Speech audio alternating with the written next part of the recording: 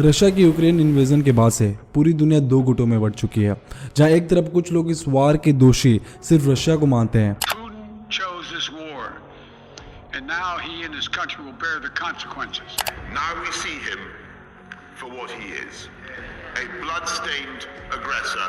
तो वहीं दूसरी तरफ कुछ लोग इसे रशिया के साथ साथ नेटो की भी गलती मानते हैं डेट उन्होंने रशिया को पुश किया वॉर के लिए। Russia was forced to take action to defend its security interests. The US is waging a new Cold War.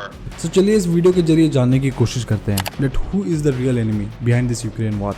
क्या ये नेटो है या फिर क्या ये रशिया है? But for starting the video, अगर आपको मेरी बातों से कुछ भी सेंस लगता है तो मेरे इस छोटे से चैनल को सपोर्ट करने के लिए do like and share this video. और अगर आप चैनल पे नए हैं then feel free to subscribe to this channel. And now without wasting any time further, let's start the video.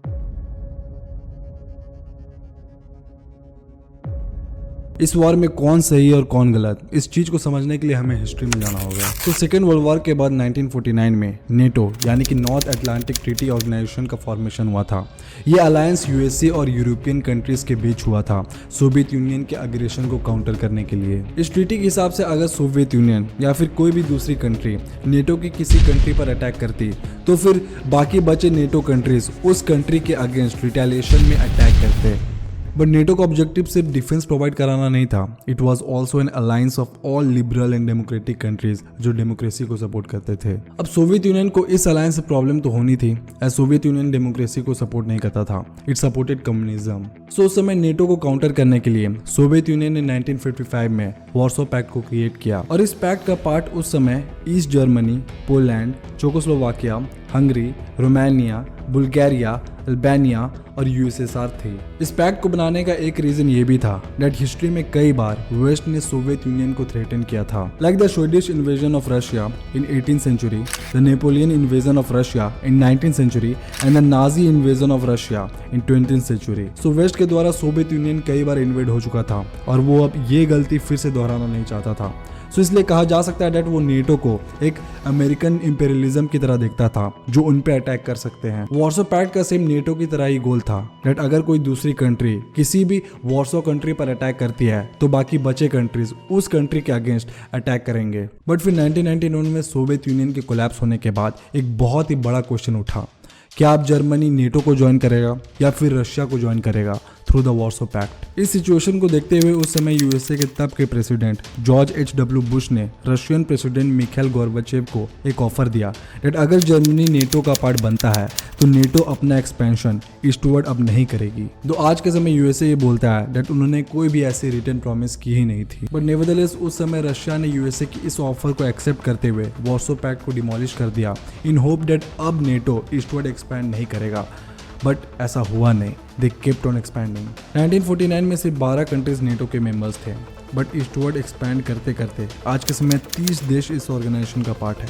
इनमें से कुछ देश ऐसे भी हैं जो पहले सोवियत यूनियन का पार्ट थे। And as of year 2021 NATO Bosnian and Herzegovina, Georgia और यूक्रेन को भी एक एस्पायरिंग नेटो मेंबर्स के रूप में देखता है, एज ये कंट्रीज भी विलिंगली नेटो का पार्ट बनना चाहते हैं। सो अगर सिंपली बोला जाए तो ईस्टर्न यूरोप जो एक समय सोवियत यूनियन के अंडर आता था, आज के समय इसके कई देश नेटो को ज्वाइन कर चुके हैं और वो भी रशिया के बार बार प्रोटेस्ट और वार्निंग्स देने के बावजूद। Just look at this conference clip of Vladimir Putin in 2007 जहां उन्होंने नेटो को वार्न करते हुए ये बोला था that NATO has put it frontline forces on our borders. This expansion represents a serious provocation that reduces the level of mutual trust, and we have the right to ask against whom is this expansion intended, and what happened to our assurances our Western partners made after the dissolution of the Warsaw Pact. But आखिर USA ने ऐसा क्यों किया? हमारे लिए उनके perspective को भी जानना जरूरी है। सो एक रीजन ये दिया जा सकता है कि 1997 में रशिया और नेटो के रिलेशन को स्ट्रॉन्ग करने के लिए और एक म्यूचुअल ट्रस्ट बिल्ड करने के लिए नेटो रशिया फॉन्डिंग एक्ट को क्रिएट किया गया था।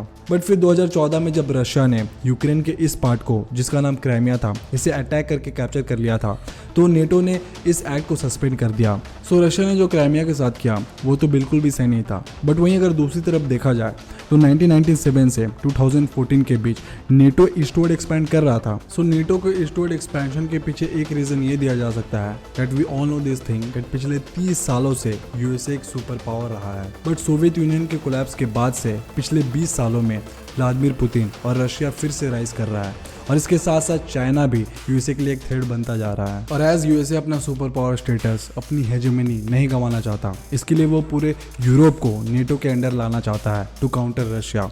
और वहीं दूसरी तरफ इंडो पैसिफिक में उसने क्वाड ग्रुप भी फॉर्म किया है which includes USA, India, Australia और जापान टू काउंटर चाइना। मुझे नहीं पता कि यूएसए ये सही कर रहा है या गलत, बट अगर यूएसए का जगह कोई दूसरी कंट्री भी होती तो वो भी शायद यही करती, बिकॉज कोई भी कंट्री अपना सुपर पावर स्टेटस क्यों गंवाना चाहेगी। इन शॉर्ट बोला जाए तो जियोपॉलिटिक्स में कंट्रीज अपने बेटरमेंट के लिए और अपने सेल्फ इंटरेस्ट के लिए एक दूसरे के साथ वॉर में जाती है, कोल्ड वॉर्स करती है, बट इन वॉर्स में पिसते कौन है?